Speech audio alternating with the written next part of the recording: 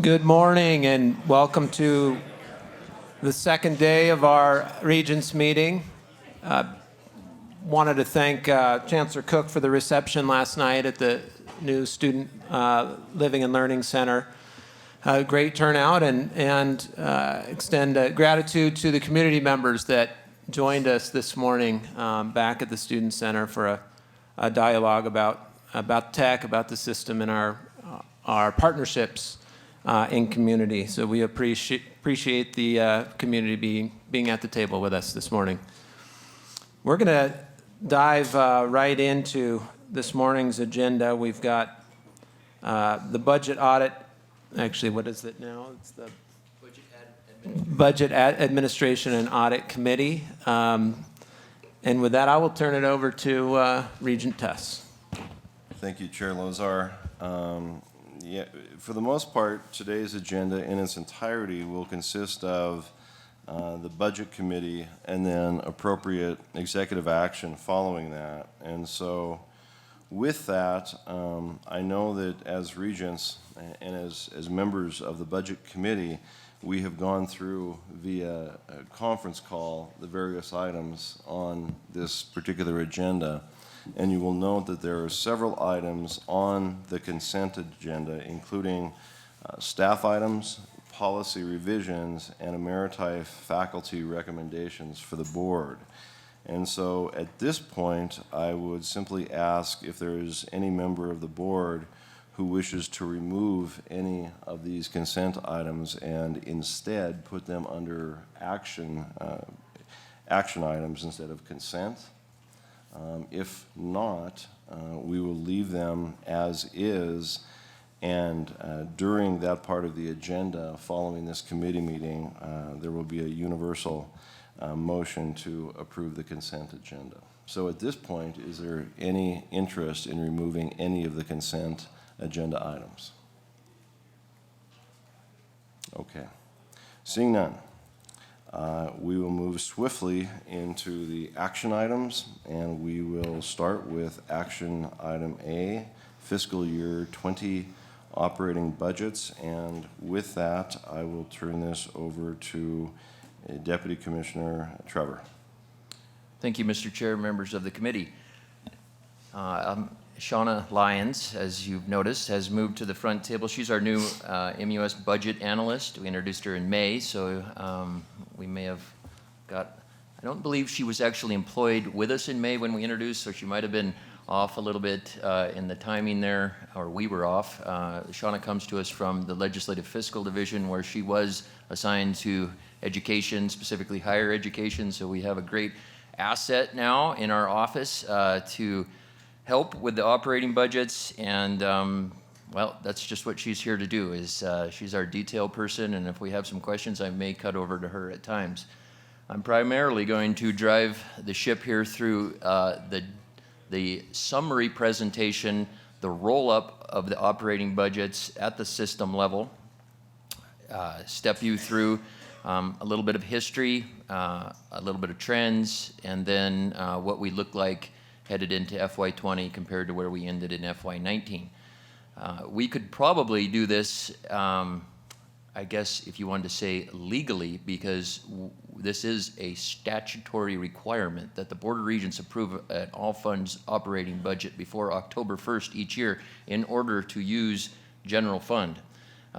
We would meet that letter of the law simply by approving one schedule, and that's the all funds schedule. And I'm going to focus on this in the summary, but we have it separated out from the presentation next to the item that's requesting your approval. So when you vote in essence to approve this schedule.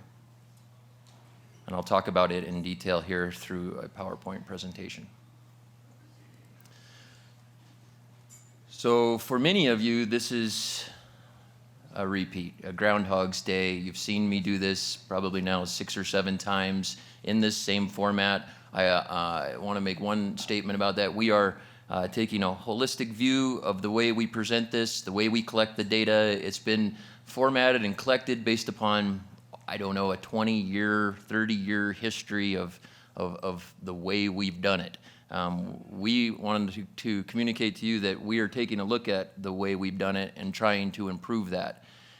We have a tool called Tableau where we're able to have dynamic metrics presented. I'm not going to use that here in the presentation this year. Hopefully in the years to come, that's the only thing I do use. And we get away from PDFs and this very undynamic method of presenting. I feel a little bit sheepish about it. I convert those PDFs, and they are lengthy. They are the full all funds budget for every campus. We then roll them up very manually in our office and then convert them to the PowerPoint slides that you're about ready to see, and just surely in order to communicate better to the Regents. And that's what we're really focused on, is communicating to the Regents, the public, and showing the level of accountability that we need to. I'm confident that this presentation does that, but I'm anxious to improve this. So this will be the last time you see this presentation. That was a long way of saying that.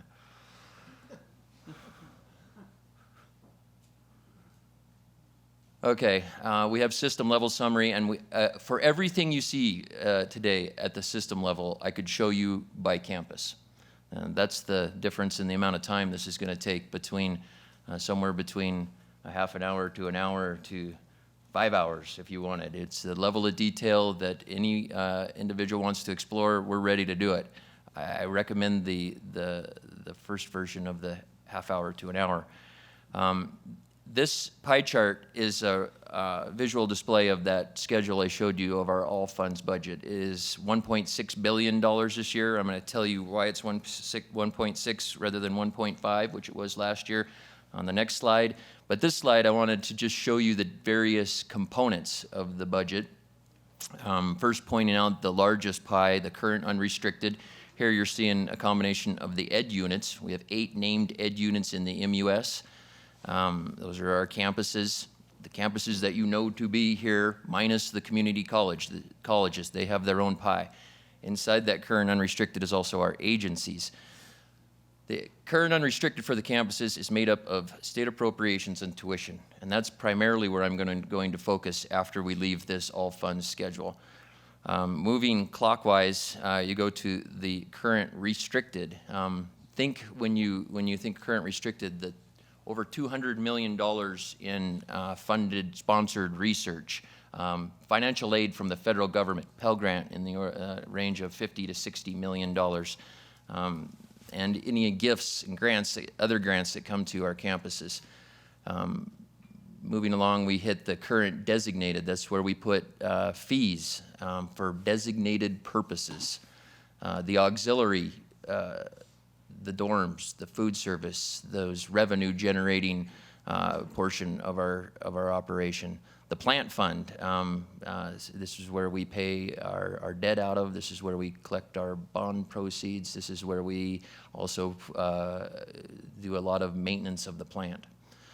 And then as you see the community colleges, we have a little bit on loans and endowment. Those are not private loans, those are institutional loans. And it used to be a much larger category when there was a Perkins loan program from the federal government that the campuses ran. The tribal colleges at $1 million were pass-through dollars for tribal college non-beneficiary assistance, and as well as an appropriation this legislative term for HISET testing. And then we hit OCHI, which is a little deceiving there when you look at, well, there's 2 pies for OCHI. One is $15 million, which still seems a little bit high for what just runs our office. Our office runs on a $4 million budget. The remainder of what's in there for that $15 million is our state-funded financial aid, about $10, $11 million for undergraduate and graduate programs. And then we have this larger pie on OCHI, which is our proprietary funds. Our benefits program makes up a big chunk of that. Our grants, our workers' comp. And I've broken this down, the pie chart, to compare the differences. So what's changing here between FY19 and FY20? And you could just simply take the percent change column and run down that, and the 3%, okay. You hit into 8% at the current designated, and We have reserve accounts that we put funds into in the designated, and then we bring them back into the current unrestricted. I'm going to show you that as we go along. That's a portion of that change there, if not all of it.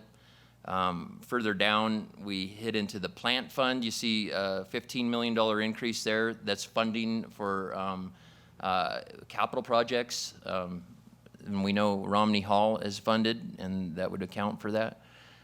And the plant fund is, you come to find out, is very fluid. Funds moving in and out all throughout the fiscal year. So this is definitely just a snapshot point in time. Community colleges have a 9% increase coming out of the legislative session. Part of that is an OTO that went to Flathead Valley. Tribal colleges, I talked about that high set funding. That's the $175,000 a year. OG has a 16% increase. $1 million of that is actually about $1 million is restored funding to our office operating budget that was reduced in FY17, and you've seen a lot of introductions in the last couple days and throughout the meetings of we are staffing up. We're filling those FTE that are that's the legislature's way of funding state agencies through personal services and FTE, not the campuses. But OCHI is treated like another state agency, and we have a set number of state-funded FTE, and we have those fully funded now and fully filled. The other $1 million is associated with the state-funded Montana Access Scholarship, the match funding for the financial aid we received for need-based aid. We're in the process of collecting those funds. We have those funds from the state. Campuses are in the process. The foundations are in the process of matching those funds, and we're allocating those out to campuses this semester for that first time ever, at least in our recent memory, match of state funds with foundation dollars. And then we have this big increase down here of 41%, and that is that $50 million there. That's authority. That's a request of authority for our benefits program to cover increase in claims that may occur, and so that's not like, don't divorce yourself from the concept of that's hard cold cash sitting there waiting to be spent. That is authority that we give that program, so they have the ability to meet those claims. So I'll pause there. That right there is the summary. I believe that is the meets the statutorial requirement. The rest of this is for your information. Thank you, Deputy Commissioner. Questions? Regent Lozar. Yeah. Thank you, Chair Tuss. I did have a question about the last line as it relates to authority. What is the process that we go through in projecting out what our authority needs may be? Is this campus by campus, and then we roll up with a percent increase of some sort, or is it down to projected projects or initiatives? Mr. Chair, predominantly it's related to specific items, and I think Shauna could speak to this because she was involved in establishing this from her end and the development of the legislative budget. So.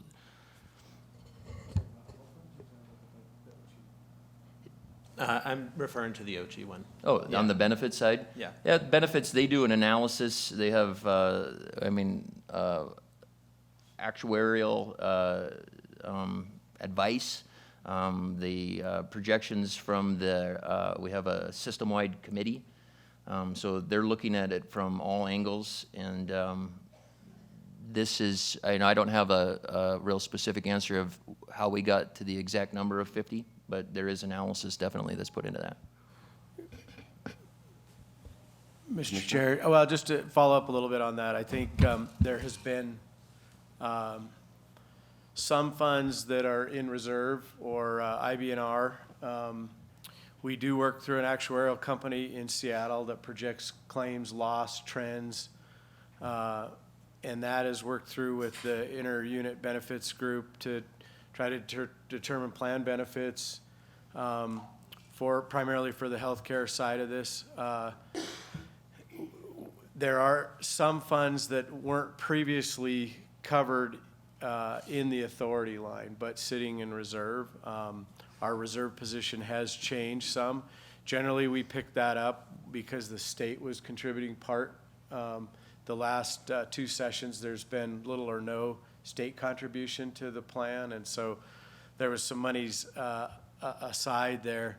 But I think Tyler's completely accurate. Those are monies in reserve that we have to hold in reserve and meet our statutory control levels to make sure that we've got money for claims now and into the future. And so it's authority to spend as necessary based on those actuarials. Deputy Commissioner, a question that I have is when we think at the board level of authority-only projects, we oftentimes think of brick-and-mortar projects, particularly as it relates to our interaction with the legislature. Are those funds, are those dollars in this line item as well? Mr. Chair, let me see if I interpret. Are the authority-only projects in this, or are there other items that have authority only embedded within this? Are authority-only projects that do not receive long-range building program funds to the university system? One example would be an authority-only project, the proposed football field at Northern. Is the dollars associated, the potential dollars associated with that in that line item?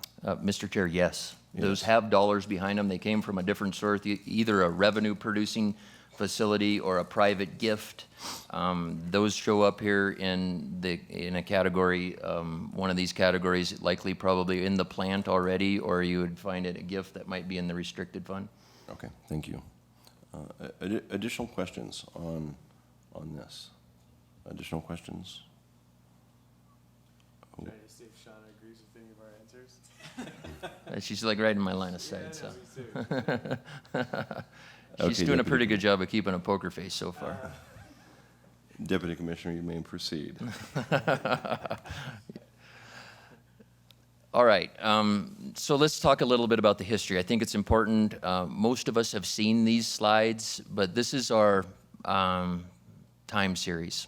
We've used it back to 1992 primarily because that's how far we find back good electronic data that is readily available. It shows an interesting history and what I call a defunding of higher education through the 1990s. We had $120 million appropriated. And think now I'm talking, everything forward here is going to be in the current unrestricted for the campuses only. So very campus-centric, very current unrestricted-centric. So first start with state appropriations. And you see this decline in funding. In fact, when we show up over in FY 2005, there's $7 million fewer in our appropriation than there was in 1992. So we lost $7 million. That's nominal dollars, not adjusted for inflation. If they were, I'm going to show you that, what it looks like here in a second. And then we enter into this tuition freeze era, and this is what kind of kicked us out of that. I'm sure there was a lot of other things at play, but the tuition freeze was easy to point to because in 08 and 09, we received this first infusion of what really is backfill for freezing resident tuition and increasing our state appropriation, changing our base forever forward, base plus funding. Big chunk comes to us. We froze for years of various campus tuitions, and we hit again in 14 and 15 a full tuition freeze of all of our campuses, and then back-to-back tuition freeze, and we take a couple years off, and boom, we're back to a tuition freeze again. So you see the importance of that tuition freeze and the influence it has on our state appropriations. So for every slide, and I will forever dial up Regent Johnstone, for every slide there will be a constant dollar slide that follows. And so I've learned that, and I do it. As you remember, he scared me.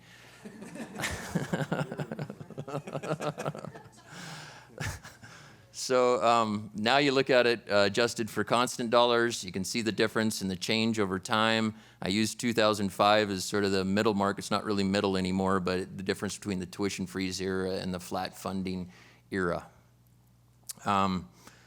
We always take a look at it. Well, enrollment plays a role, obviously, in the amount of funds in proportion to the amount of enrollment that you have. So state appropriations per resident student, arguably our number one metric when it comes to state appropes.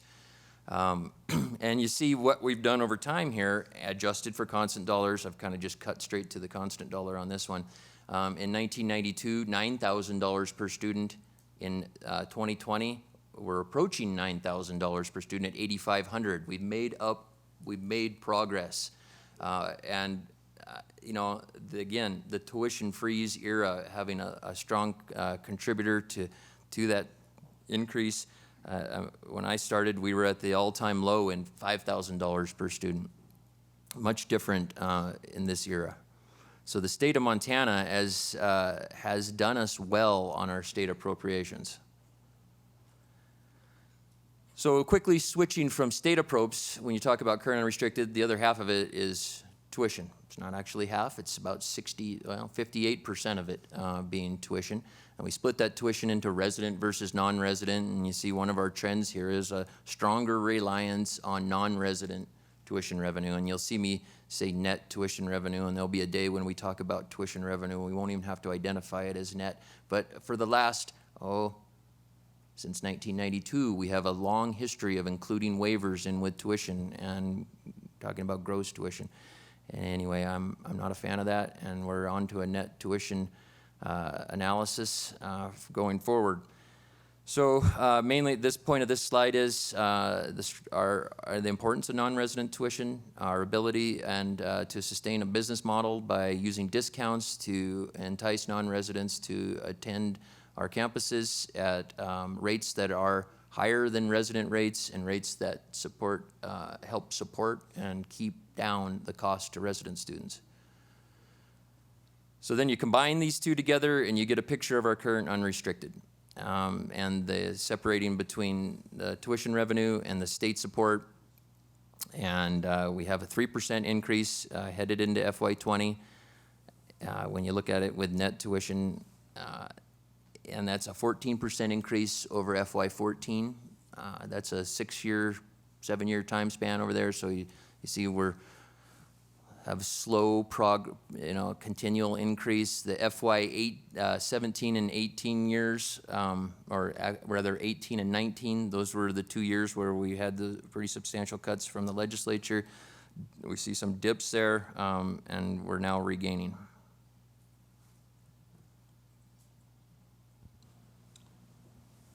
Regent Lozar?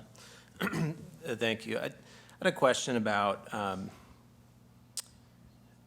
the non-resident net tuition makeup for the system as it is applied to our two flagships. Yeah. So what % of non-resident net tuition is at both the University of Montana and MSU Bozeman? Mr. Chair, I might have to go to the Vice President of Finance on that one. I don't have that embedded, and it is, I'm gonna have to jump out and go to a dashboard.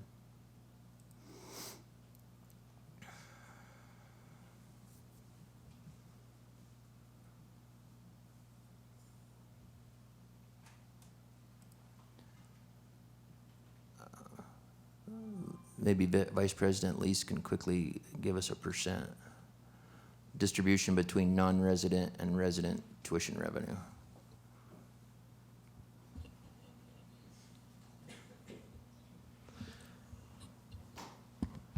Morning. I'm sorry, could you specifically, what is the question that we're trying to answer? What's the distribution between your net tuition revenue and resident versus non-resident? In terms of, so total net revenue, you're looking for what percentage is non-resident versus what percentage is resident?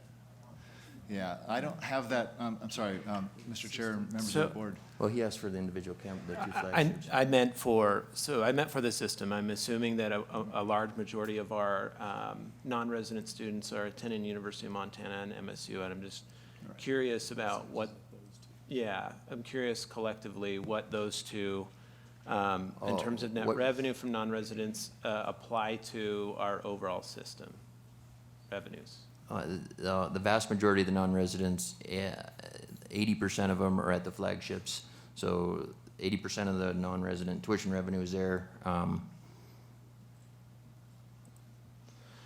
I guess maybe I'm not interpreting your question.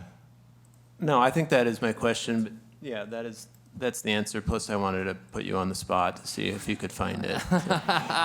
I'm getting better at this, but this is one of our, the separation between net tuition revenue for residents and non-residents. I can tell you why I'm fumbling around with this is because you have to back out waivers out of it, and the way we've established our reports for all time and do not have an easy mechanism to do that without having waivers in them.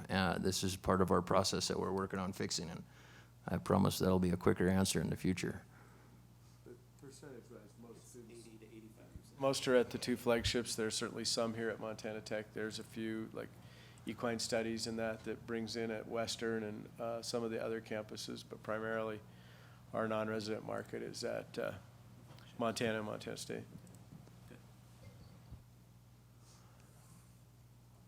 And I didn't even have to scroll through. I know. Why didn't you just answer that to begin with?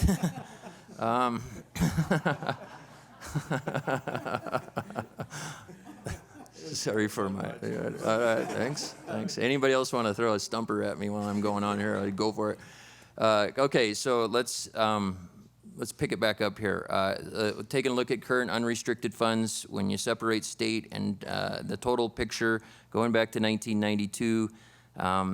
This goes back to the difference between gross and net. Going back in 92, in that era, it was a gross only, so this is a gross. So you're looking at waivers embedded in here. When we increase waivers, it increases these lines.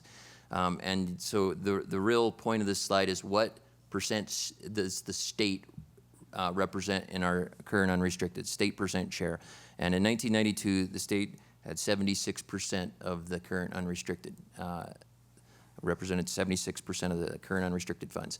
By 2020, we're down to 38% when you're comparing apples to apples with gross. Now, waivers increased over that time, so it's not quite an apple-to-apple presentation there.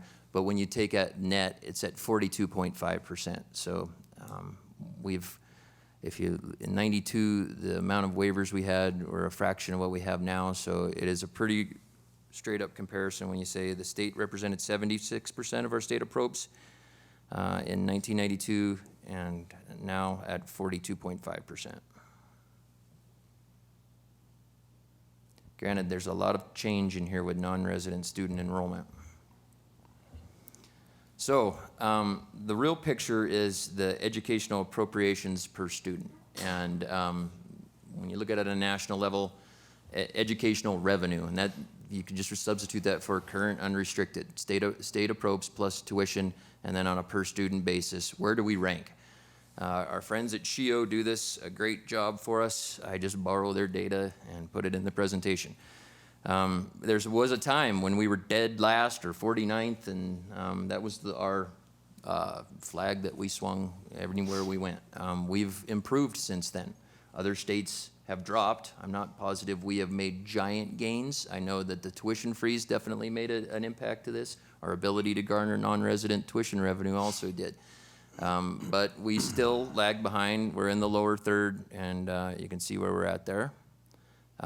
State percent share. So this is a nationally computed, we send the data to SHIO, includes the community colleges, so it's a little bit different than the 42.5%, but very close. You can see that the national average is 50%, we're at 45%.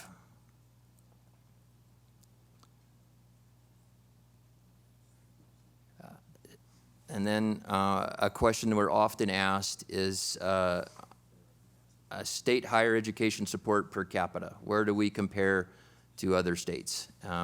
And it's almost, I could have used the same chart where we rank 32nd. We're a little bit behind the average. The average dollars being about $300, we're about $250. But you see some states like Wyoming up in the 700s.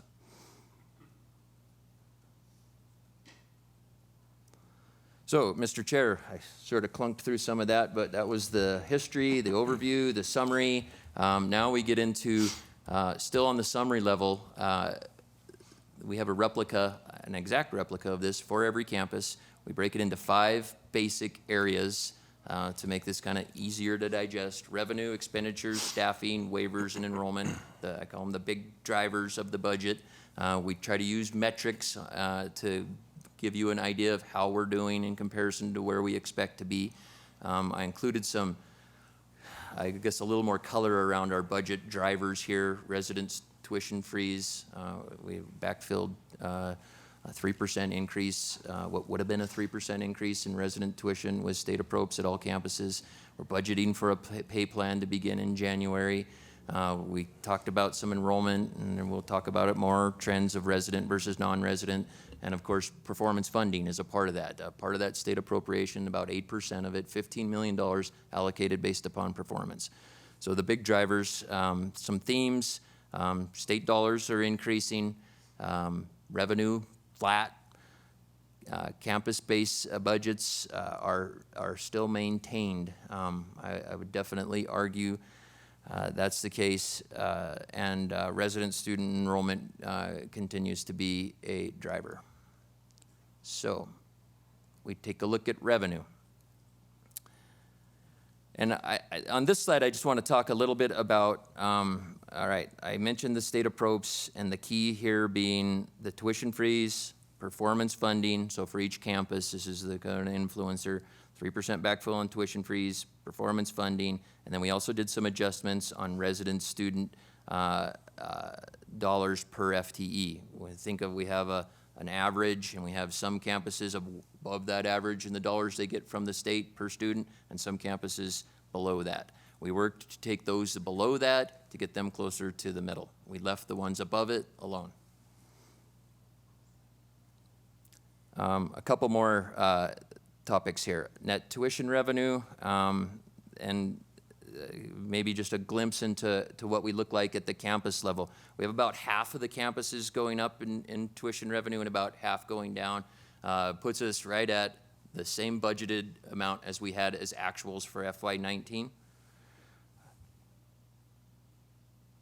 And then this other category, transfers, other, and MUSRP. I feel like I need to explain it a little bit. It's at times can reach $15 million, budgeted that is. Actuals usually come in about half of that.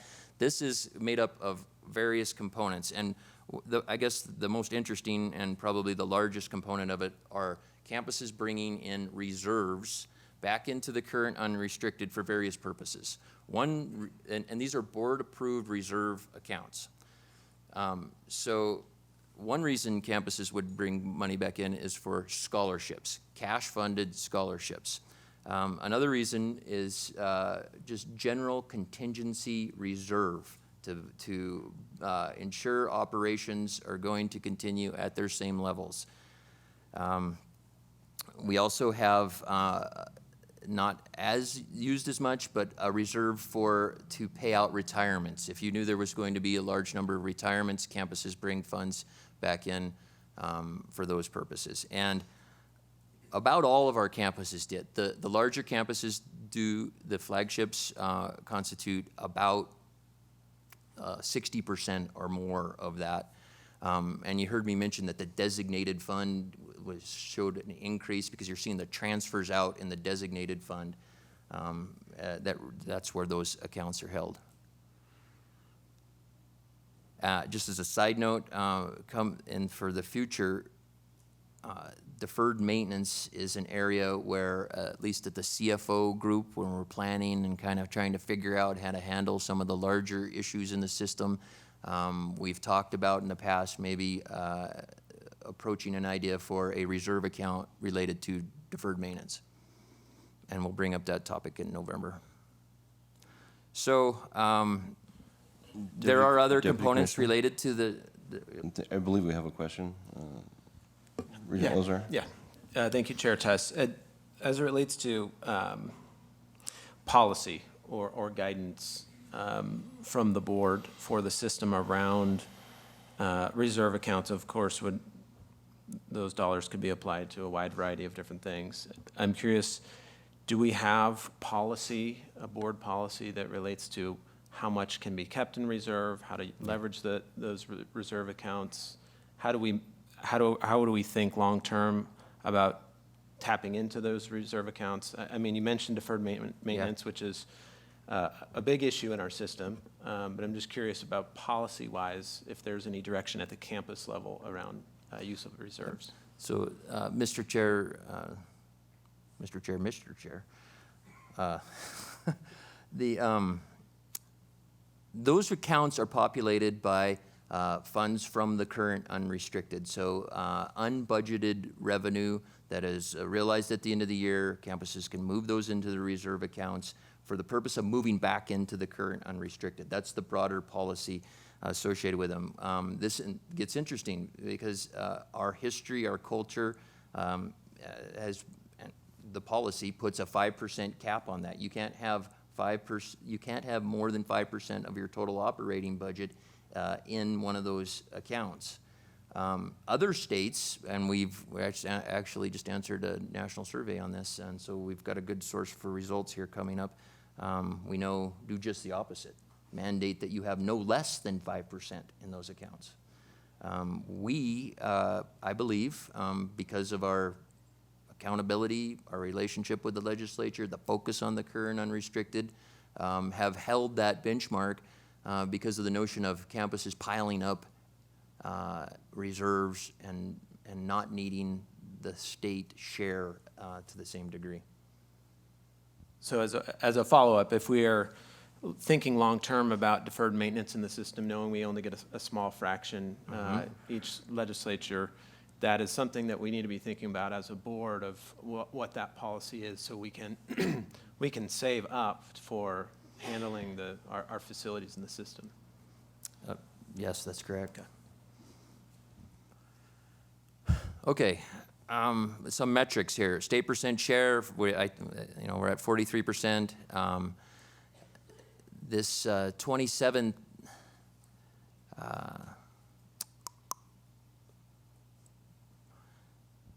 Yeah, my ranks between the two maps are a little off there, but nevertheless, we're at 43%. The national average is at 50%. We have state funds per resident student, 8% increase.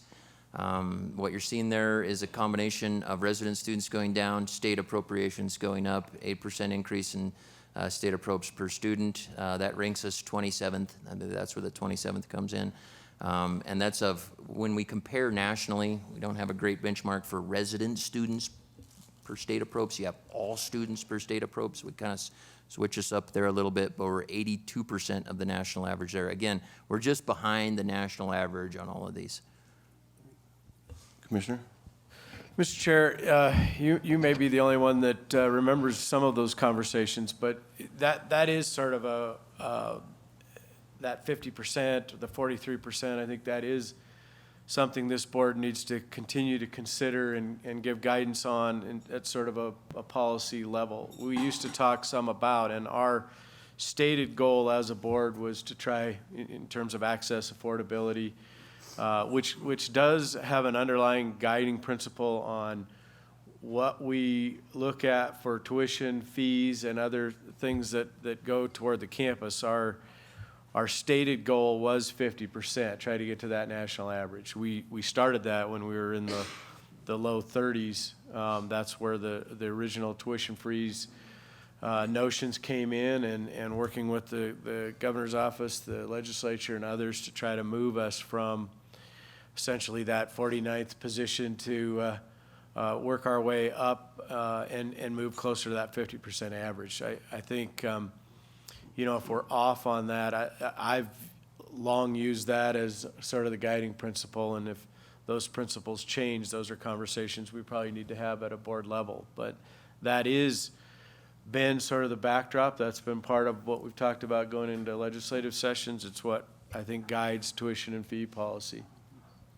And just to be clear, from a policy perspective, the only way we're going to move the needle on that number, I am assuming, is the relationship that we have with the legislature and the value they place on higher education in terms of revenue, correct? Yeah, Mr. Chair, you're absolutely correct. And the only way you can move that share is through a collaborative effort between your statutory rights to set tuition and the legislature's purview to appropriate funds. Because where other states have fought this battle, if they're giving us X amount of dollars and we continue to raise tuition, we never move the dial on any of those state share numbers. It's only been through that tuition freeze partnership that we've resisted increases.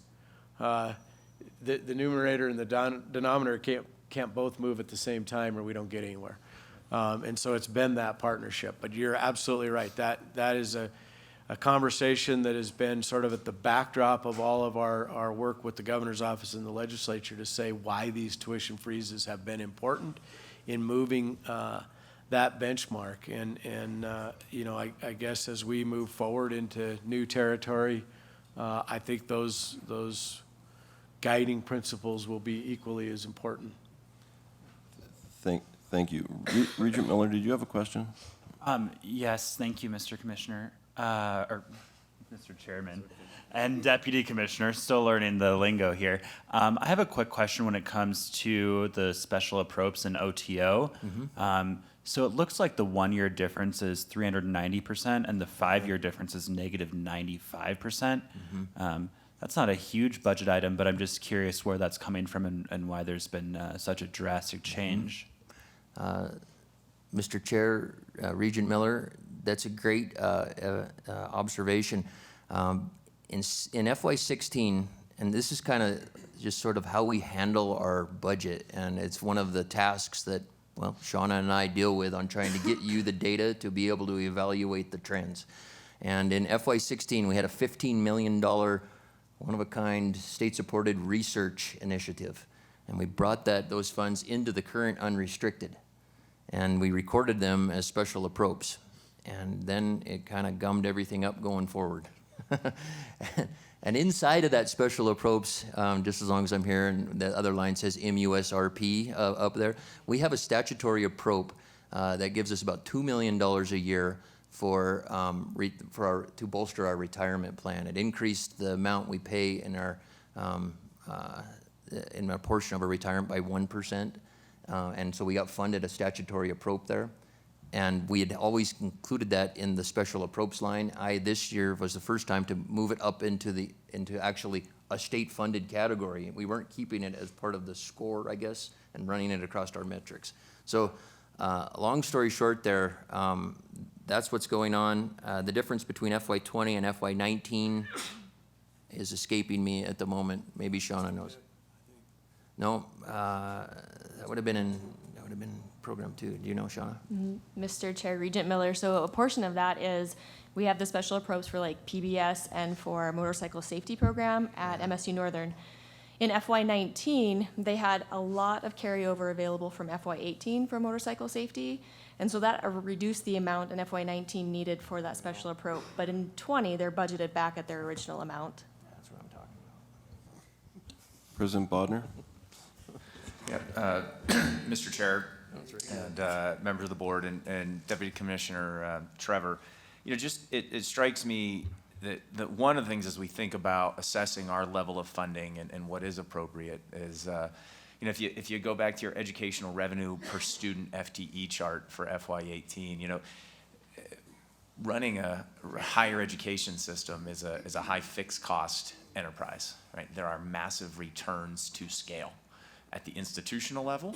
And so if you have more students, your cost per student should go down significantly. Similarly at the system. And so it's just something for us to consider even in communicating, I think, with the legislature. When you look at your educational revenue per student chart, those outliers on the left-hand side are states like Alaska, Hawaii, Washington, D.C., Connecticut, smaller states where you have to have a fixed set of infrastructure, not a lot of students to spread that cost over. So one of the things that I think for us to think about is there, you know, what is the right comp? Because states like California and Texas, right, where you have larger populations over which to spread those costs, the revenue per student is obviously going to need to be lower with the same level of quality. So I think those are important statistics, but I think some context too around the size of the state and the idea of the massive returns to scale in higher education. Great point. Thank you, President Bodnar. And Mr. Chair, I would dovetail on that.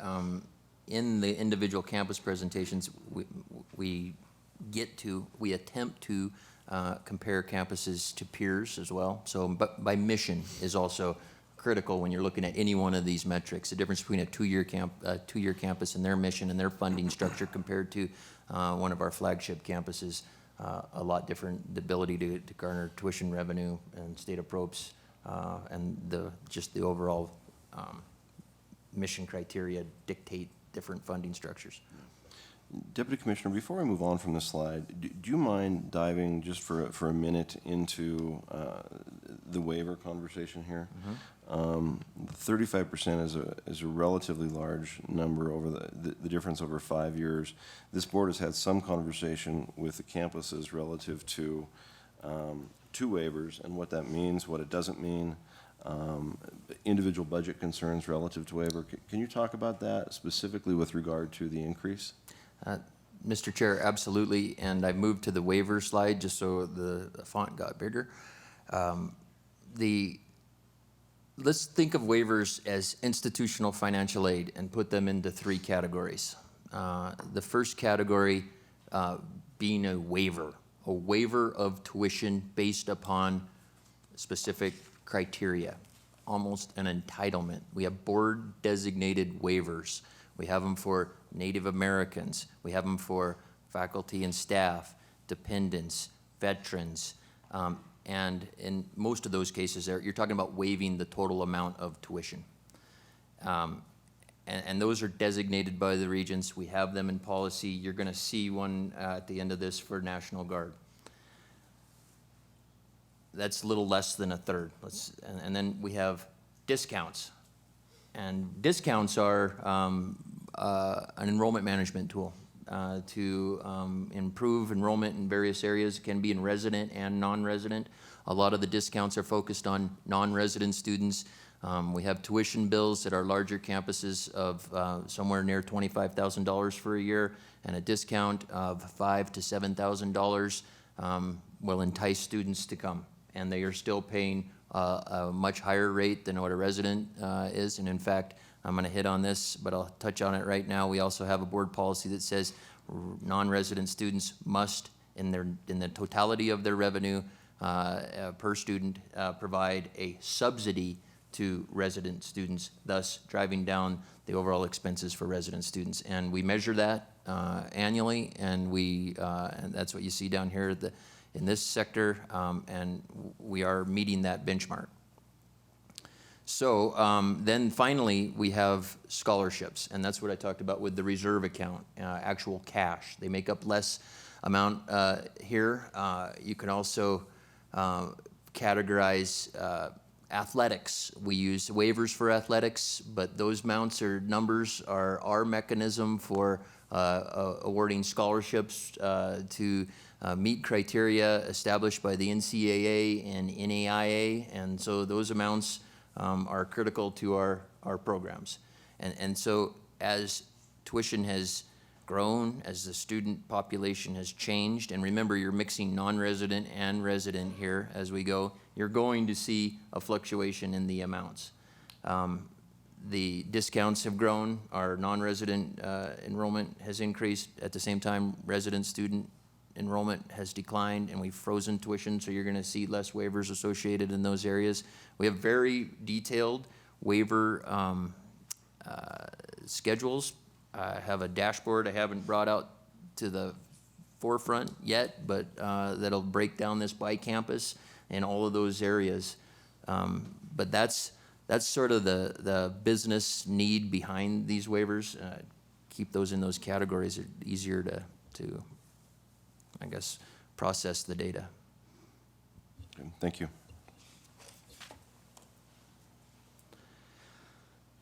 So I'll move on to expenditures and not spend much time here other than I wanted to point out those categories. We have expenditure program categories. This is the higher education framework for recording expenditures in the current unrestricted. You have instruction, so that's the faculty and the operations of the faculty. You have academic support, and that is a pretty descriptive one in and of itself. Student services, and institutional support, that's the administration, operations and maintenance of the facilities. And now this is all within the current unrestricted. Remember I talked about plant fund and those other funds that are outside of the current unrestricted. And we have research, and that's really important to realize this is research that occurs within the current unrestricted. State-funded research often would be associated here, not your federally sponsored research, the 200 million I talked about in the restricted fund, not recorded here. Public service, that's one of the branches of the missions of our campuses. And then those scholarships. In the past, as we talked about, waivers and scholarships would have been recorded here, and you'd have seen the amount for waivers actually impacting the total amount of expenditures. It's just ultra confusing when you want to use metrics to as a benchmark for measuring your operating budget. So we've worked on getting this down to net. We have the students, and so our metrics inside of this, long-standing metrics. You could evaluate whether these are good or not, but the good part about it is they've been around a long time, and so they give us a lot of history. Instruction, the target here is we want to see 50% of our spending within instruction. It's a statement of quality, it's a statement of strength of our institutions and their support of instruction. We have a 4% increase in instruction over 5 years. It comprises 53% of our total expenditures. The board target, as I mentioned, 50%. Another area, we take instruction, we add it to academic support and student services. It kind of speaks for itself there. We want instruction, we want support of our students. And we want to see that come in at over 70%, and we're at 75. We traditionally have been at 75. And then expenditures per student, just as a whole, as you see, we measure those against the nation and where we sit. We have a 4% increase on expenditures per student, and we rank 36th.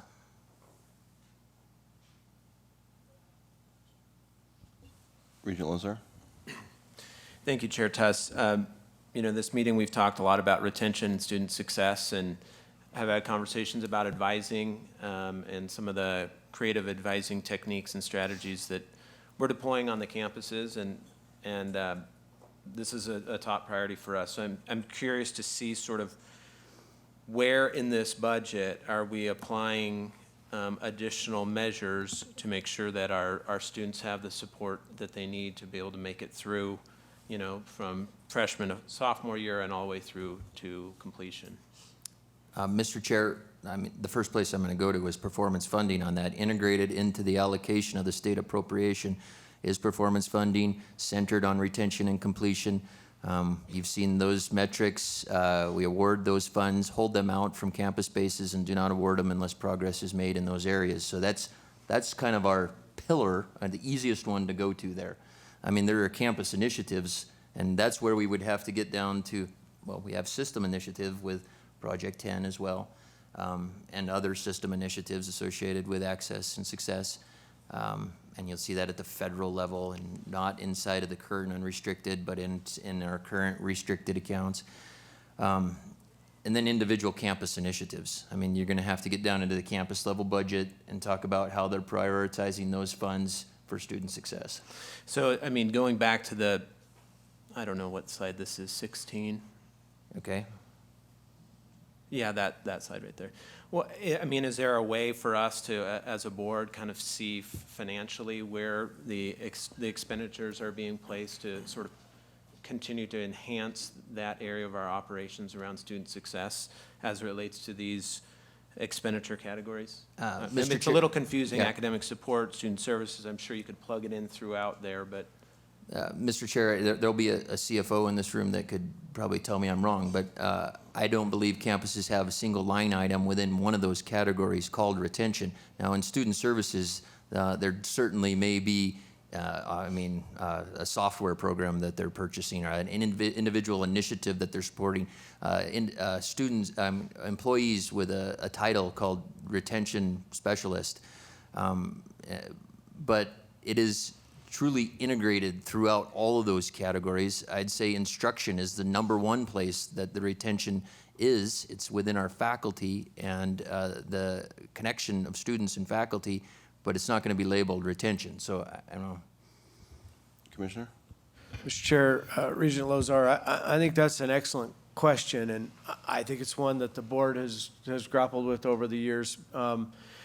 we certainly have the authority to, but it's not overly easy for us to manage numbers at a campus level. I think one of the just foundational principles of the performance funding was to give the board a high-level tool to say, we're going to measure retention, and our expectation is that campuses will devote more time, more energy, and more resources to retention, completion, and the other measures of that performance funding. And I think that's what they've seen around the country, where you have absolute purview over the entirety of the budget, but it's not easy to direct a dollar at a time at a board level. And so I think that is a tool, the performance funding. But I think it's important for members of the campus communities, given that, to know the board's perspective on retention and the importance of it. I think it's a positive sign that student service has an increase. I think it's a positive sign that we're meeting the 70% target. Those two really capture areas of spending, but we've tended to do it more at a desktop level. I think that we continue to put weight of this board behind performance funding to say those are things we'll continue to measure, and I think this conversation is incredibly helpful to hear from the board the importance that we place on retaining students that come to us for a degree, not for a year in one of our institutions and go home with debt. And that's an important conversation that I think we need to embed all over the place. It's not as easy to manage in the numbers or to see line at a time, but I think it's an important piece that we continue. Commissioner, Deputy Commissioner, before we move on from slide 16, and as we talk about these targets, be it the 50% target or the 70% target, those are targets that this board in the past have established. Are there national marks to look at? I mean, how are we doing with regard to, I mean, we talk about Montana ranking 36, but is there kind of a good housekeeping seal of approval as to where we should be on this stuff? Mr. Chair, yes is the answer, and those are set sort of at the national targets. Those are very similar to what lots of institutions, that 50% instruction is a pretty common goal. The 70% is pretty common. Again, I think going back to the earlier conversation, we used to spend a bit more time on these as a board, if you remember, but our budget was a little more fluid in terms of asking for incremental present law adjustments based on some of those needs or deficiencies in some cases, where the tuition freeze conversation, which has been sort of this effort to rise total expenditures within the MUS, asking the state to carry a larger percentage of that, has maybe taken us out of the day-to-day management of those numbers. But, I think we have lived above those benchmarks for a while, and that's a good thing, but it's maybe taken a little of the spotlight off of them. I think they're good national targets. I think they're good targets for us, but certainly all of those measures are things, including the state support, are things that this board could, again, take up and have policy discussions around if we feel like they're not meeting the needs of our students. Thank you. President Bodnar, did you have a question? Well, Mr. Chair, I think the commissioner covered it, I think, on where you see the support for student success and retention coming through. I mean, we made that the top priority at the University of Montana over the past year. And so you'll see our student services budget increasing 10%. We have lower enrollment over the past year, so you've seen our instruction come down, right, given some of the plans we put into place last year at about this time. But we are heavily investing there in terms of advising support, software support for students. So you see it come through primarily there, but as Commissioner handled it. Provost Makwa? Thank you, Chair Tuss. I think I can only speak for Montana State University, but I have an impression that this is similar at all our institutions. Retention is our primary, a very high priority goal at MSU, and it's an all hands on deck effort. So it's a very good question in terms of where that shows up in the budget. There are institutional initiatives like Hillman Scholars, Sophomore Surge. We have faculty, of course, is an important component of increasing retention, but also many activities by staff, whether it's financial aid education for our students, psychological counseling, tutoring, student success coordinators. It really permeates everything that we do, and it truly is an all hands on deck from faculty, staff, administrators. It's something that we consider in many ways, and I think it's infused in many of our line items in our budgets. Please continue. All right, moving along to staffing. We break out staff here in the kind of rudimentary categories. We have a larger staffing schedule that would give part-time and so on and so forth, classified staff, breakouts, but we roll everything up here into these 4 categories. And to just simplify the analysis and budget, you'll see a 5% increase that's budgeted in staff. I would caution you, and we'll bring back better a comparison of budgeted to budgeted. We always do budgeted to actual, and you find that campuses will budget for positions. They have shells there in there as FTE, and they don't fill them. And so they often over budget in position, and you'll find that we don't actually grow. We end up shrinking. And that you can look at the trend from FY16 through FY19. We've actually shrunk in staff, and then we budget for more. And that's an optimistic attempt at getting all of those positions filled. They fail for a number of reasons. Searches fail. Priorities might change mid-year. And so we bring that to you with that cautionary note. One of the primary metrics here, though, that I think is worth paying a lot of attention to is what % of your total expenditures are related to personnel services. If you're a state employee, you say personal services. It's just the state of Montana thing. So when you hear personal services, it's not actually incorrect. It's the state lingo. But I put personnel services on here because I get corrected a lot. You'll see that the benchmark here I have at 75%. We've established, we get that benchmark from SHIO, in fact, the Higher Education Cost Adjustment Study would say that 75% is still a very high percent of your operations based upon personnel. Our campuses, most of them are higher than the 75% mark. We have a few campuses that are in the 70s. We have some campuses that are closer to the 90s.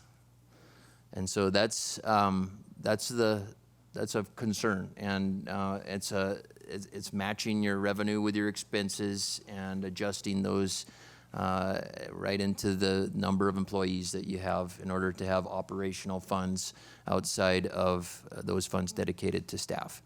So important metric there. Another one, student-faculty ratio. Now this one very much related to mission, but we have it for the overall system. We're at 16.5% now. Board of Regents benchmark 18-1. That's one of those kind of, I can't tell you where nationally 18-1 is. It's just one of those like a 50% instruction type benchmark. And so we monitor that. We've been close to 18. Some declines in enrollment have put us at the 16.5-1.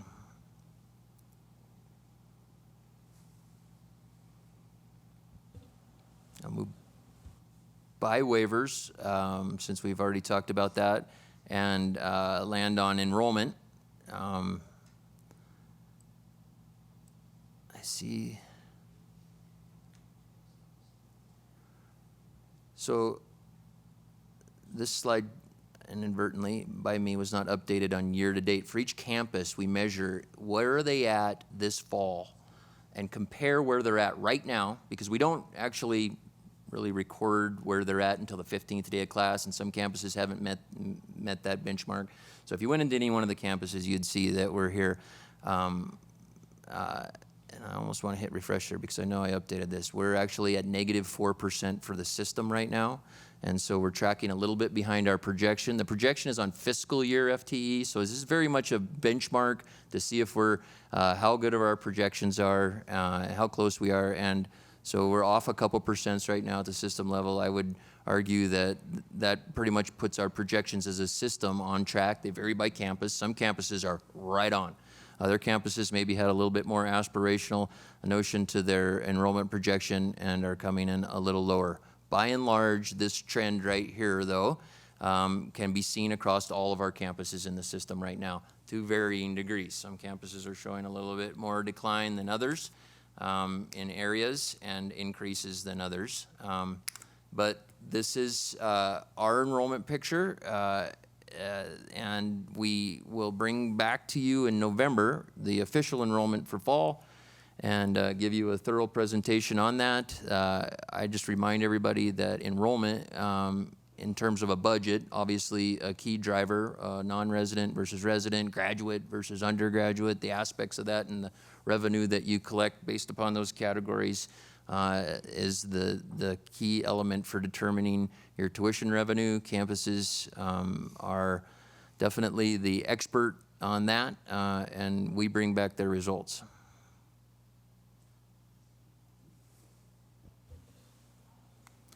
Oh, I included a couple more slides here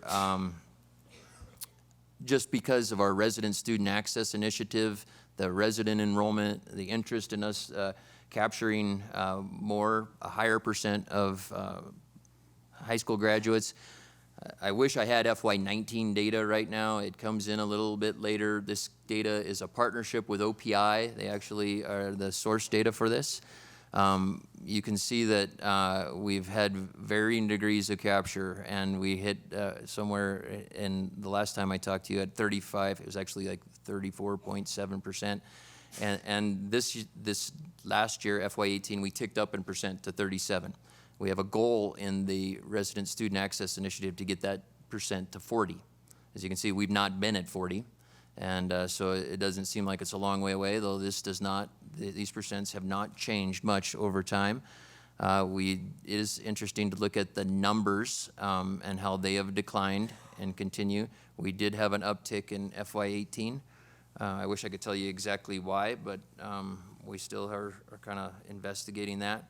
Community colleges coming in pretty strong in their growth, moving up a couple hundred students. So overall, as a system, when you include the community colleges, we were capturing 41% of that would have been the 2018 graduating class. And just because we talk about it a lot, the demographics that are ahead of us and where we've been and what we see down the line. Now, this comes from the National Center for Education Statistics. The federal government does projections. Every K-12 system turns in their numbers annually, and then they project. And as you can see, the next 5 years hold a level of growth for us that would put us back to the same level that we were at in 2018 in terms of the number of high school graduates coming out of our public high schools. So we stand to grow in that area and continue to through 2027. Mr. Chair, that concludes the summary and the history, some of it more detailed than others, but I'd venture into any other area that this committee would like to. Thank you, Deputy Commissioner. Are there questions from members of the board? Regent Dombrowski. This is probably too much of a detailed question, but I'm thinking back to the conversation yesterday about the land and the lease payment. Where is that reflected? I probably should have asked that earlier. Thank you. Mr. Chair, Regent Dombrowski, I thought the same thing when that presentation was on, and I prepared to answer that by showing you. We bring those trust revenues into the plant fund, and we actually have policy specifically related to the timber portion of that those funds can be used, and all of the trust funds are used for pledging in our bond process. They also, in timber, we allow for deferred maintenance and addressing any negative fund balances. It's about a total of $5 million per year.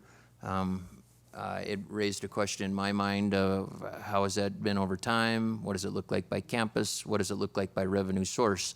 And so that's a report that we're preparing, and we'll do so immediately. Thank you. Additional questions from the board? Seeing none.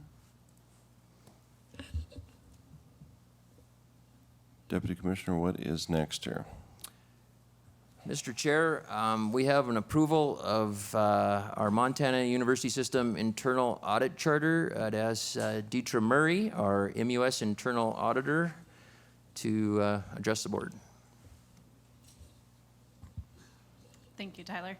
Mr. Chair, members of the board, the action item you have in front of you today is the review and approval of the internal audit charter for the Montana University System. The charter is required to be put in place under the board policy 204.2.1, and the internal audit standards also require that there be a charter that records the internal audit's purpose, authority, and responsibility, which is exactly what the internal audit charter that I created does. By reviewing and improving the charter, the board confirms that the charter accurately describes the board's expectations of the internal audit function, including the role of the audit committee, which I'll change and update with the change that occurred yesterday. So I'll stand for any questions that you may have related to the internal audit charter, and then I'll discuss next steps. Thank you. Are there questions from the board? Questions? Okay, perfect. So in regards of what I've been working on, I provided the timeline at the July Board of Regents meeting related to internal audit. And what I've been working on is the internal audit risk assessment at the OT level. So I've been working with the management in the different organization or in the different functional areas to go through their strategic objectives, what risks exist in those areas, and then what internal controls currently exist in those areas. And then from there, I'll build out my internal audit risk assessment. And then from there, I'll work with the audit committee to prioritize the audits that'll continue forward through the rest of the year.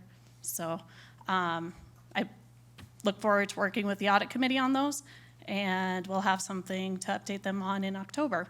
I'm also working on the enterprise risk management framework for OCHI, and that's just going to help management look at the risks that exist out there and then build out that internal control framework. So if you have any questions, I stand. Are there questions? I'd like to thank you for this good work on this. I'm certain that if Regent Nystuen was here, he would say the same thing. Thank you very much for this. Are there questions of the board? Commissioner.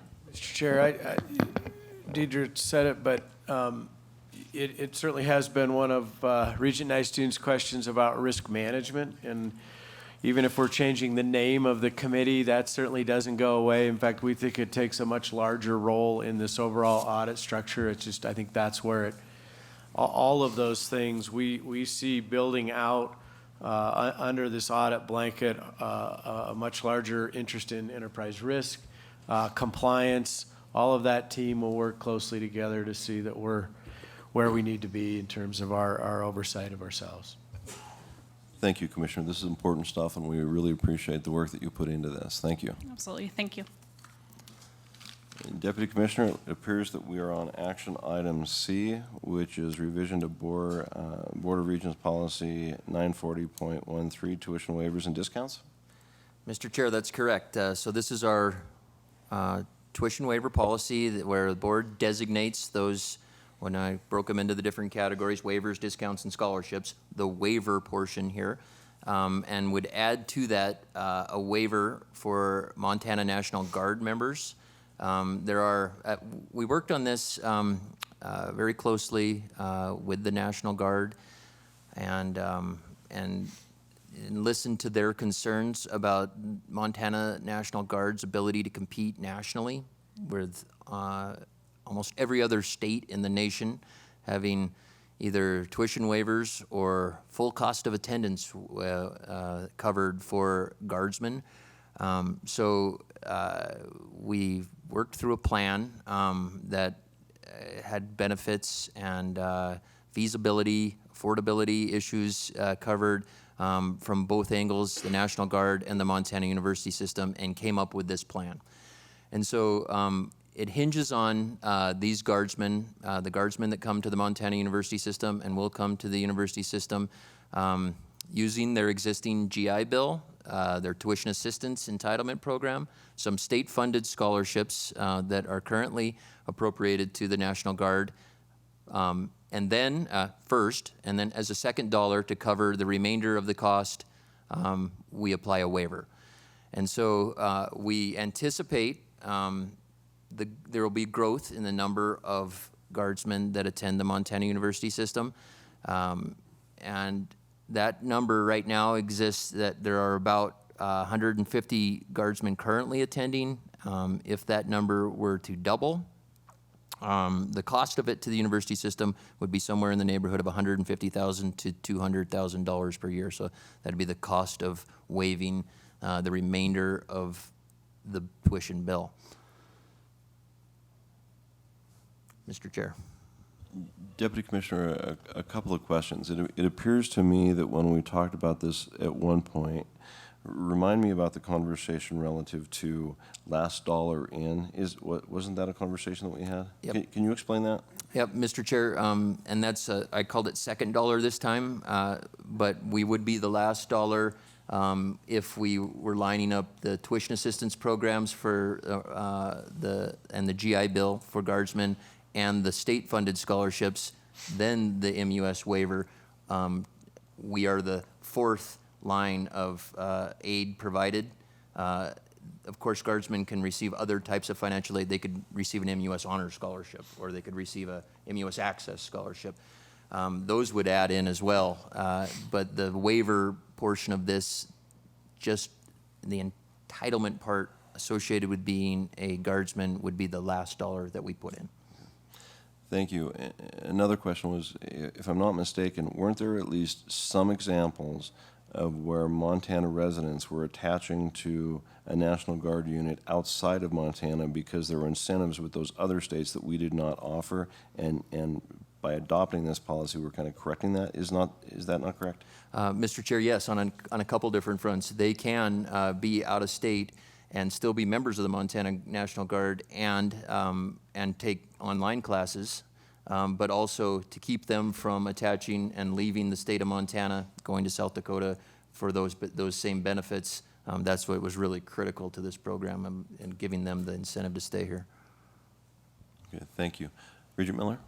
Yes, Mr. Chair, Deputy Commissioner, members of the board, I am so excited that we're including National Guardsmen and women within our tuition waiver policy.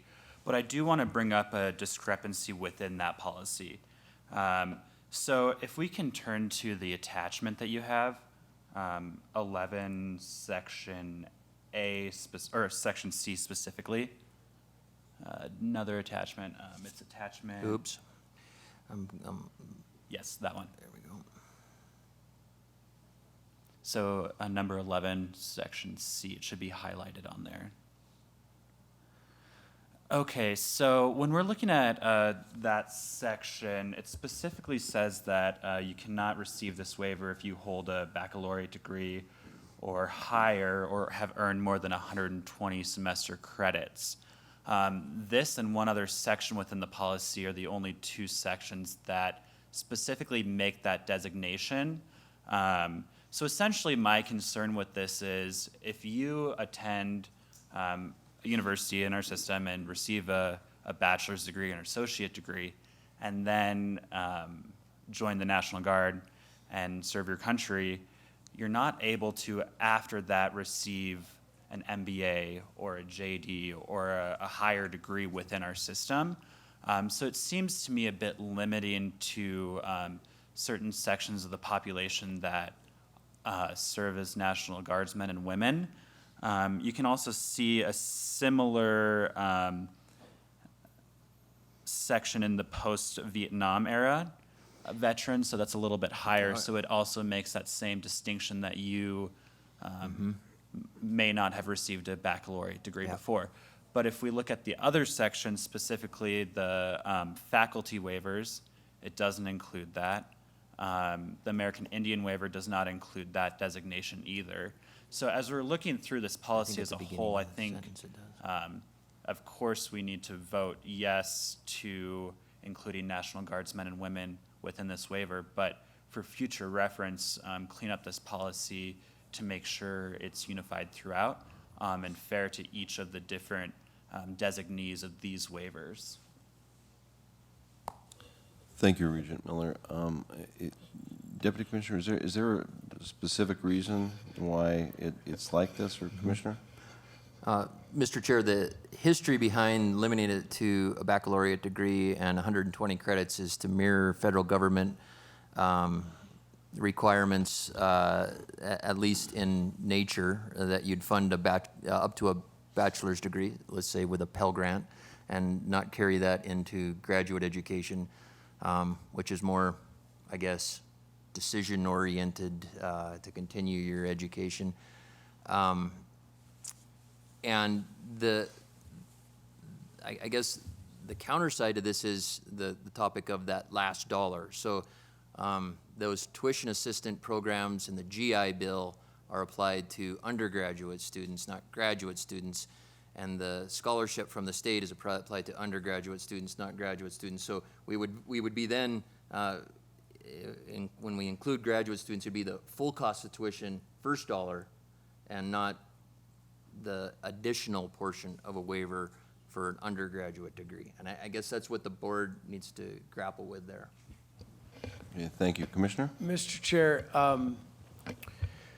Regent Miller, I certainly would be open to a conversation around it. I think we should include the Guard in the conversation. I wouldn't couch it as simply a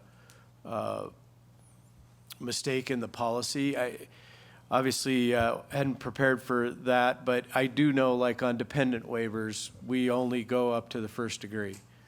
Even a second baccalaureate and others are not part of what's funded, and that does follow sort of national standards, helping to achieve that first degree. I do think we got to look through this and see where it is. It could be on the application side within our OCHI policies, but we are limiting on many other fronts to a first degree, and maybe we need to reconcile the policy within itself. But I think the larger decision of, I think it exists throughout sort of our waiver structure. It has really been toward the first degrees, and it takes a bigger bite, and then I think the board would need to weigh, is this the highest priority, or are there some of those other categories? So I don't know if it's simply a language change, but it's certainly a discussion that we should have, and we should have, including the Guard, and see what they feel like the benefit cost reward would be,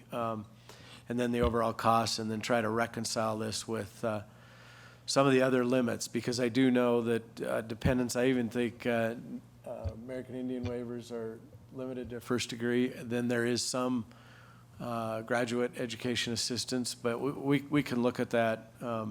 I agree with you. I think we should pass this and then look at the implications that may have moving forward. Does that sound fair? Yes, thank you. Thank you, Commissioner. Good conversation, Regent Miller. Did I see a hand? President Bodnar?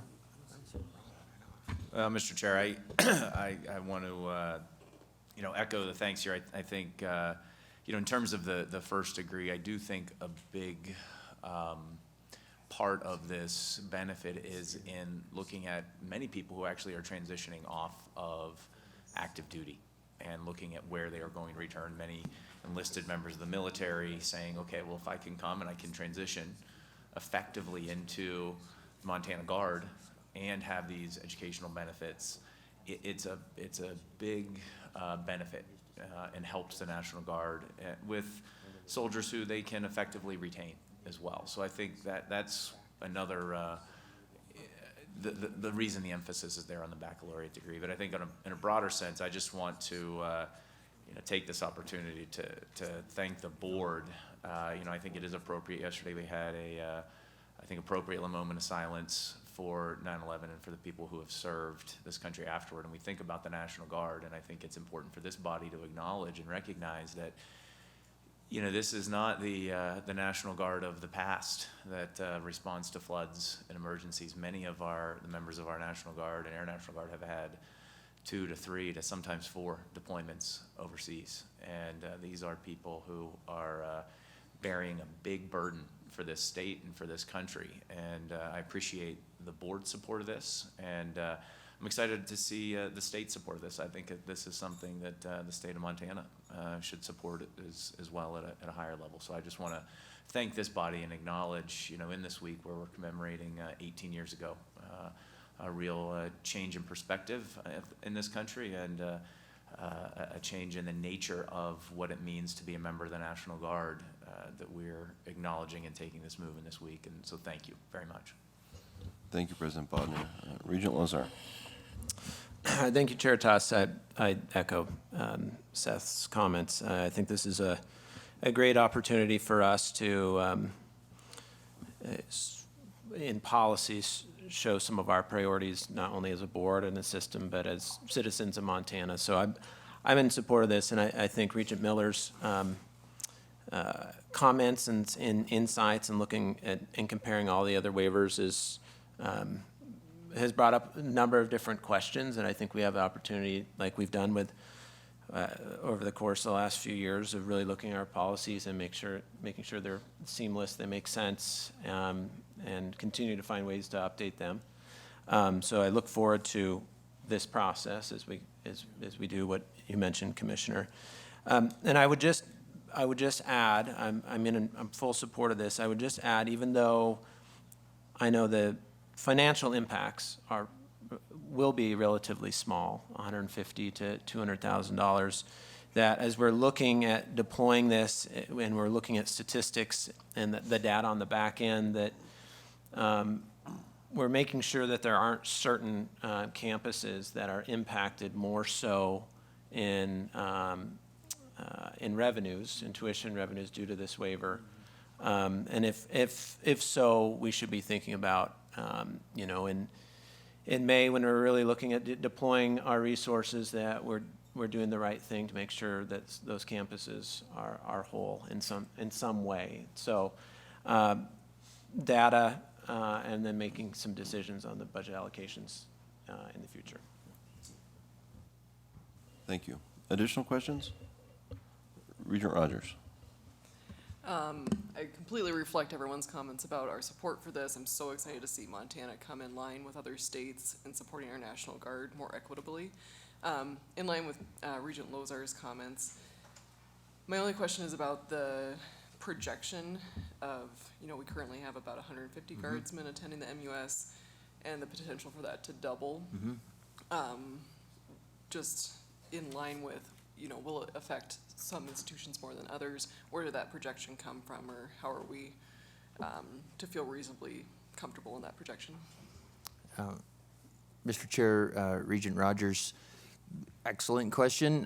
This was in work with the Guard and their data of where all of their students currently attend, those 150. They know exactly where they're at and the amount of scholarships they've received from all of those sources. So we're able to calculate that, the gap basically at each one of those campuses, and then apply, in this case, it was equal across the board percent increase at each campus. Now that could change, but looking at the distributions, there didn't strike you as a single campus that was carrying the load.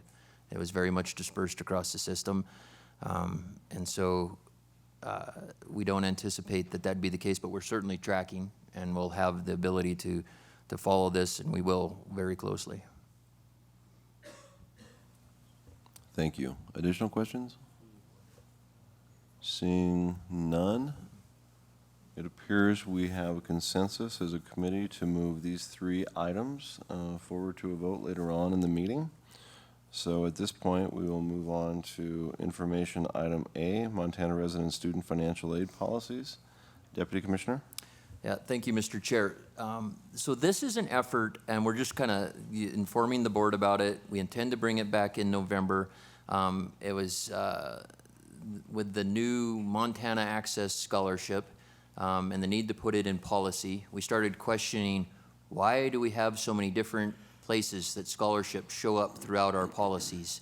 And why wouldn't we want to have one policy related to state-funded financial aid that packaged everything into one area, similar to what we did with fees about a year and a half ago, that would identify the programs, talk about the different attributes of the categories based upon merit, based upon need, and our incentive that's sort of framed already through this last legislative session in statute now. And so we would mirror that with our policy that would give one more layer of operational guidance to the Office of the Commissioner of Higher Education, but take away, in some cases, very high levels of detail in some programs and almost none in other programs to give us a baseline at which we would operate. And I think it would help coalesce in our minds sort of the effort that we're putting into, well, and connected with resident-student access, for instance, the financial aid component of that, help us deliver and communicate this better to parents and students, and just overall clean up a whole 30-year history of financial aid. So it's a pretty big undertaking. We've got a great crew back at the Office of the Commissioner of Higher Education working on this. So it's just an FYI, and that we'll bring it forward. And if it's got any concerns whatsoever in November, we'll just keep working on it. But we're making an effort here to clearly delineate our programs. And you can see a list of them there. And I mean, this starts to, I don't know, for me, it begs the question, you know, it's interesting. We have all of these programs. Some of them are defunct now, we need to get rid of. Some of them we need to update and add to this, but it helps paint the picture of state-funded financial aid in the state of Montana. Is it your intention to have this as an action item on the agenda for November? Mr. Chair, yes. Okay. Are there other questions about this from the board? Additional questions? Seeing none? Okay, let's move on. I believe we have one more additional item, the MSU Hospitality Project. Yep. So Vice President Least. Good morning, Chair, members of the board. I appreciate your time today. I'm going to quickly pass this off to Dr. Allison Harmon, who is our Dean for the College of Education, Health, and Human Development. But this item is an informational item for you to help understand some planning that we want to do in relation to our hospitality and culinary programs. Thank you.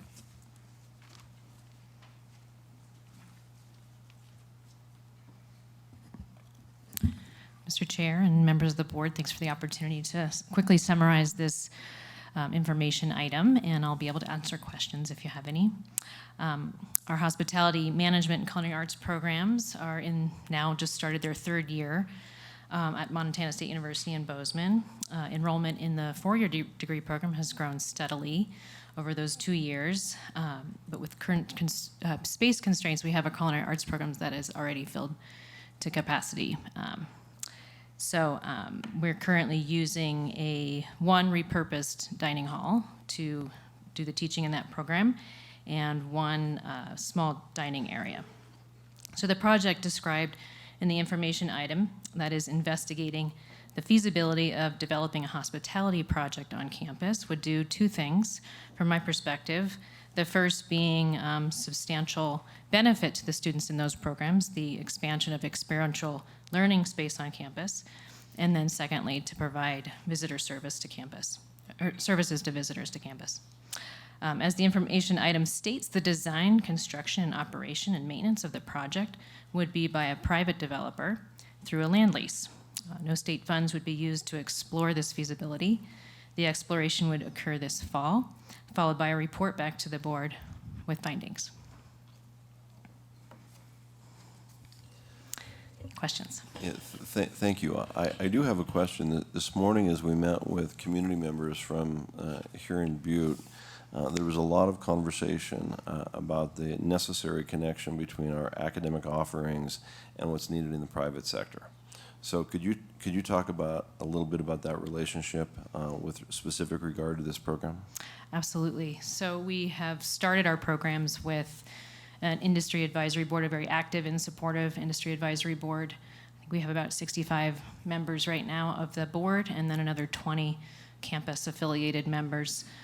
Their role in our programs has been to guide us on the development of the curriculum and the revision of the curriculum as we continue on. They have been generous in providing scholarships to our students, and they also provide internship opportunities. So the hospitality project would not take the place of any of that. We would continue to depend on all those industry partners to provide those opportunities, but we are needing more experiential learning space on campus where students can engage in that while they're also taking classes. Okay, thank you. Are there additional comments or questions by members of the board? Regent Lozar. Thank you, Chair Tuss and Vice President Leese and Dr. Harmon. This is, I appreciate this coming in front of the board very, very early in the process, and maybe I don't completely understand what we're trying to do. It kind of appears that it's a 3P or a P3 type of project, private-public partnership. I don't know if we have done that in the system yet, had a facility that we don't own, and will never own. So I think there's going to be a lot of attention on this project for good reason, and I'm not saying that in a critical way at all. I think in higher education we're looking at ways to be innovative and creative and flex our muscle with, where we can with our industry partners. So I appreciate this coming to the board very, very early in the process, and we really look forward to learning more as we go. And yeah, thank you. Appreciate that. Thank you. Additional comments, questions? Seeing none, thank you. Thank you. And now, Regent Lozar, I believe that completes the work of the committee this morning, and so I am going to turn it back over to you.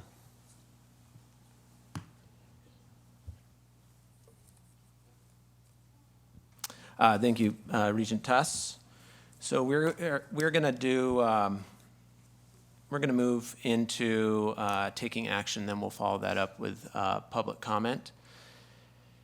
We took action yesterday in the Academic Research Student Affairs Committee. We had just a few items, none on the 2-year, as you might remember. And this morning we have 3 items as a board in front of us to take action on from the Budget Administration and Audit Committee. So the first item for our consideration is action item A in the Budget Committee, which is, as a reminder, it's just the first, it's the operating plan. It's the one page that is in our attachment. I will entertain a motion to approve the FY20 operating budgets. So moved. Moved by Regent Tuss. Any discussion from members of the board? Any comments from the campuses? Any public comment on action item A? Seeing no further comment, I will call for the vote. All those in favor signify by saying aye. Aye. Any opposed, same sign. Motion passes.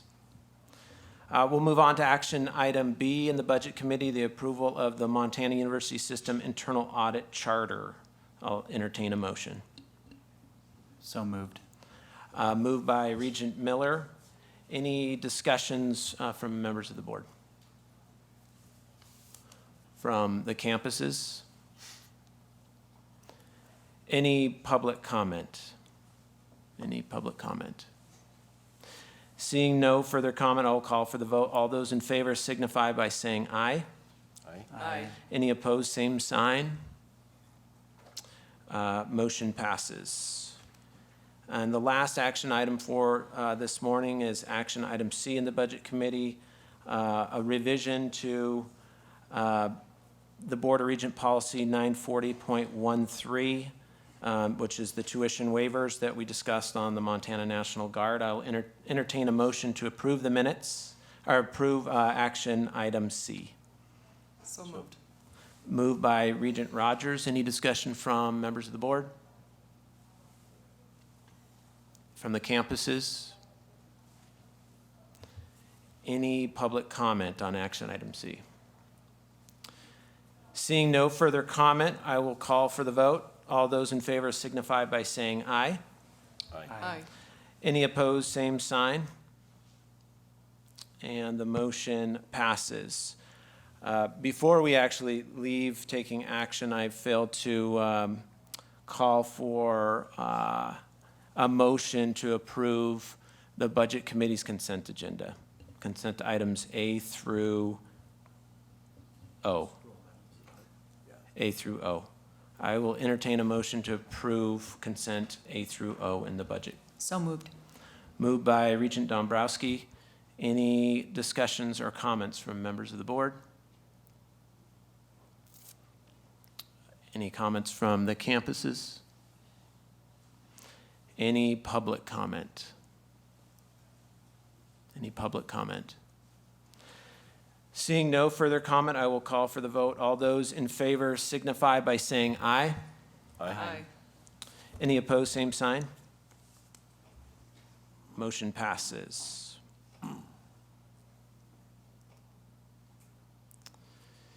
All right, ladies and gentlemen, we have taken action for this round of Board of Regents meetings, and we'd like to open it up to general public comment.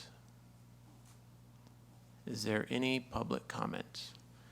If you could state your name. Hi, I'm Beverly Hartline. Actually work at Montana Tech, and I don't usually make public comments, but I wanted to make sure that the Board of Regents was aware that Montana is hosting its first DOE National Lab Day. It will be in Butte at Montana Tech's campus on October 8th and 9th. It's open to the public. There's a registration site. If anyone needs information, catch me here or email me. But this is a great opportunity for Montana. There have been National Lab Days at several other states over the last 2 or 3 years. And there'll be many representatives from National Labs and also DOE headquarters who are here. So thank you. Thank you, Dr. Hartline. Any further public comment?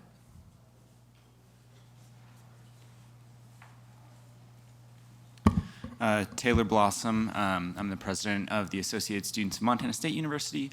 I just wanted to comment on the general budget. I really appreciate the board making some adjustments to the per student allocation of state dollars. On behalf of MSU students, we really appreciate the increase in that for our campus, and I would just encourage the board to continue looking at that moving forward and making sure it's balanced well across the system. So thank you. Thank you, Taylor. Any further public comment? Any further public comment? Seeing none, we're going to adjourn the Board of Regents meeting, and I will actually let Chancellor Cook maybe have the last words before we adjourn. Chancellor Cook. Thank you, Chair Lazar, Regents, and those in attendance. We sincerely appreciate your being on campus with us for the last couple of days. It's always an opportunity, obviously, to get people on your campus to be able to showcase the great things that we have going on our campuses. And I think that, I really appreciate and applaud the system for doing this and getting out and about. I think it's critically important that we all see what each other is doing. I just was in Salt Lake City over the weekend, and I'm a part of another board, and one of our colleagues actually hosted us one evening at her home, and she'd been a long-standing member of our board. and we all commented about, because we always go to nice dinners, you know, at fancy restaurants and so on, but how valuable it was actually to be able to be in someone's home turf and see the critical piece that makes us who we are as individuals. And I think that having that opportunity to have people out on our campuses and see what each other's doing is incredibly beneficial for all of us. So thank you, and safe travels back to your campuses or wherever you're off to.